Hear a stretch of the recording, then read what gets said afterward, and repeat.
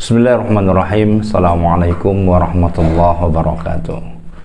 Alhamdulillah walladzi arsala rasulahu bil huda wa dinil haqq liyudhhirahu 'alad dini kulli wa kafa billahi syahida.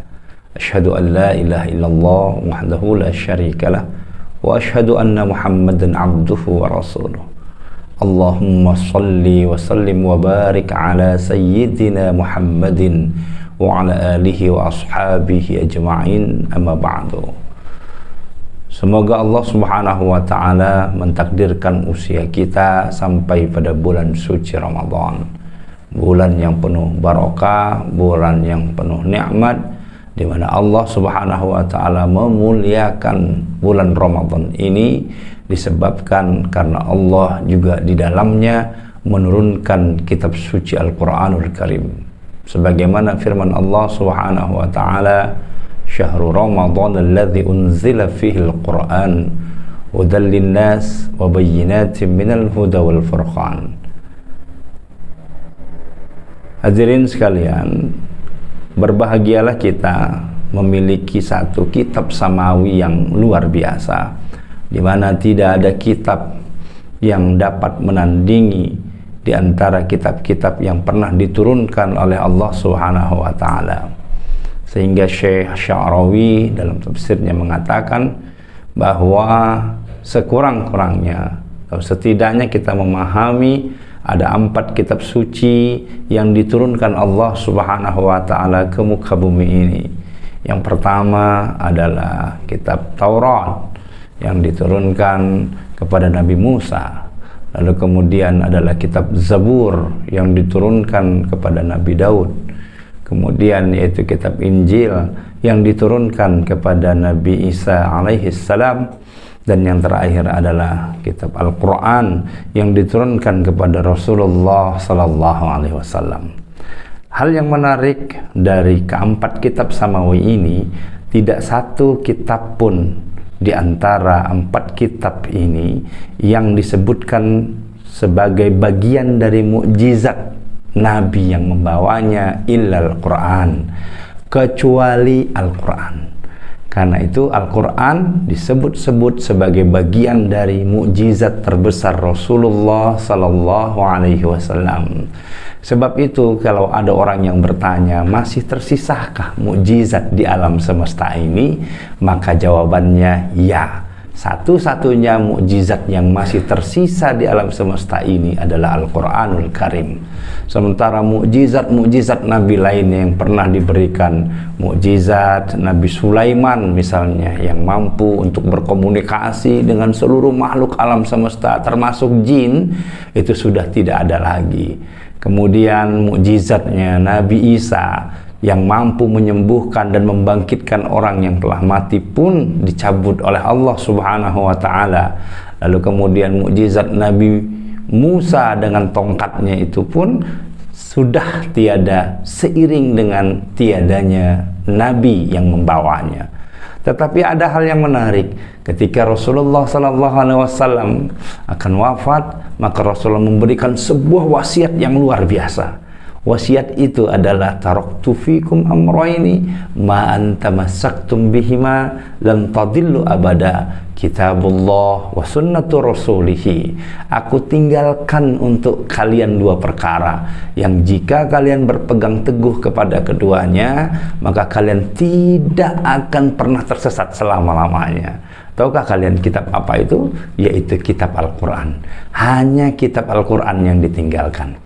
Untuk kita ketahui bersama bahwa Al-Quran adalah bukan kitab yang baru, tetapi Quran hadir dalam hal ini adalah sebagai penyempurna kitab-kitab sebelumnya. Karena itu, mengapa di dalam Al-Quran menyebutkan status dirinya bahwa Al-Quran ini bukanlah milik umat Islam, tetapi Al-Quran ini adalah milik umat manusia di seluruh jagat alam semesta. Karena itu, ia menyebut dirinya hudal linnas, petunjuk untuk siapapun yang masih bernama manusia.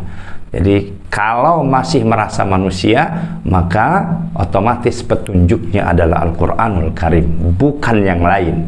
Sebab itu orang yang menjalani hidup dan kehidupannya di bawah naungan wahyu, di bawah naungan Al-Quran, maka Allah akan menjamin status hidupnya selamat dunia dan akhirat. Karena itu sungguh amat sangat beruntunglah orang-orang yang selalu dekat dengan Al-Quran. Hal yang menarik yang harus kita pahami adalah apapun, siapapun yang berdekatan dengan Al-Quran, siapapun yang berdekatan dengan wahyu, pasti ia akan mengalami status baik. Dia akan mengalami perubahan yang luar biasa. Sebagaimana kita tahu bahwa ada 10 malaikat yang kita pahami, kita kenal dan sangat masyhur itu. Dari 10 malaikat yang masyhur yang kita kenal itu, yang paling masyhur, yang paling famous, yang paling dikenal di seluruh jagat alam semesta adalah malaikat Jibril alaihissalam. Lalu muncul pertanyaan, mengapa malaikat Jibril alaihissalam menjadi malaikat yang dimuliakan oleh Allah Subhanahu wa taala dan selalu dititahkan, titah-titah apapun di semesta ini pasti melalui malaikat Jibril? Jawabannya adalah karena Jibril lah malaikat yang dititahkan untuk membawa wahyu ke muka bumi ini. Maka di situ disebut tanazzalul malaikatu warruh. Jadi Jibril ini menjadi mulia karena statusnya dekat dengan Al-Quranul Karim. Nabi kita turun ke bawah, yaitu para nabi dan rasul. 25 nabi dan rasul yang kita kenal selama ini, yang paling dekat dengan Allah Subhanahu wa taala, dan di mana ada asma Allah selalu berdampingan nama Muhammad sallallahu alaihi wasallam. Mengapa Muhammad Rasulullah sallallahu alaihi wasallam ini disebut sebagai nabi yang paling luar biasa dibanding dengan nabi-nabi lainnya, punya keistimewaan yang luar biasa dibanding dengan nabi dan rasul lainnya? Jawabannya sederhana, karena Muhammad Rasulullah sallallahu alaihi wasallam yaitu nabi yang dititipkan wahyu melalui perantaraan Jibril. Artinya Rasulullah sallallahu alaihi wasallam mulia karena Al-Quran. Dan seringkali ulama mengatakan bahwa Muhammad Rasulullah sallallahu alaihi wasallam disebut sebagai Al-Quran berjalan. Yang ketiga, kita turun lagi ke bawah. Ada 365 hari di dalam hari-hari yang kita jalani dalam kehidupan kita, dan ada 12 bulan yang masyhur yang kita pahami. Tentu yang dimaksud adalah bulan Hijriah. Di antara 12 bulan itu yang paling dimuliakan Allah adalah bulan suci Ramadan. Lalu jadi pertanyaan, kenapa bulan Ramadan menjadi sangat mulia? Karena pada bulan itu Al-Quran diturunkan, sebagaimana firman Allah, Syahru Ramadan alladzi unzila fihil Quran.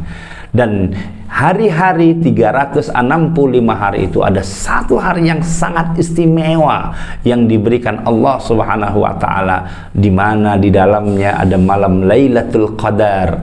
Itulah yang disebut dengan malam Lailatul Qadar, yang di dalam Al-Quran disebutkan inna anzalnahu fi Lailatul Qadar. Kata hu dalam domir ini dimaksudkan adalah kami, kata Allah, telah menurunkan Al-Quran. Mengapa Allah menggunakan kata kami? Tidak lain dan tidak bukan, itu semua adalah simbol dari kekuasaan Allah Subhanahu wa taala.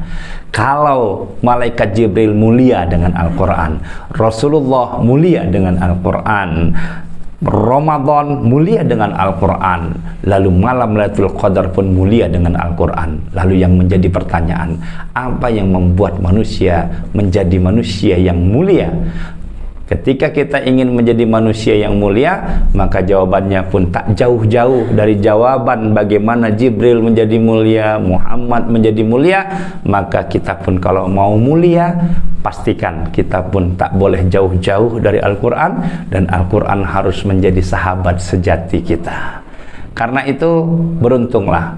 Mari kita lihat dalam keseharian kita, misalnya kalau ada orang yang datang lalu kemudian dia memeluk Al-Quran, orang bilang itu pasti orang soleh, Tidak mungkin orang yang sedang memegang Al-Quran disebut sebagai orang yang tidak soleh.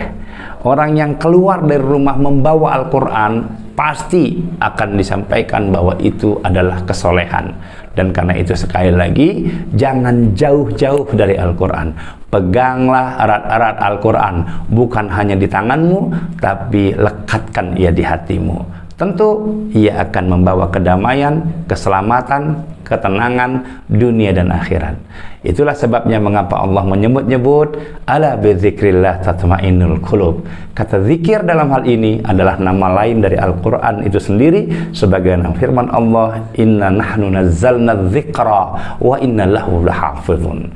Semoga siapapun yang berdampingan hidup dengan wahyu, yang hidupnya dinaungi oleh Al-Quranul Karim, insya Allah hidupnya akan barokah dunia dan akhirat.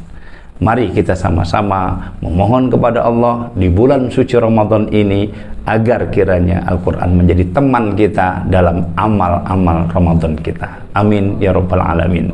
Usikum wa nafsi bitaqallah war ridha wal inayah. Subhanakallahumma wa bihamdika asyhadu an la ilaha illa anta astaghfiruka wa atubu ilaik. Allahumma shalli ala Muhammad wa ala ali Muhammad. Assalamualaikum warahmatullahi wabarakatuh.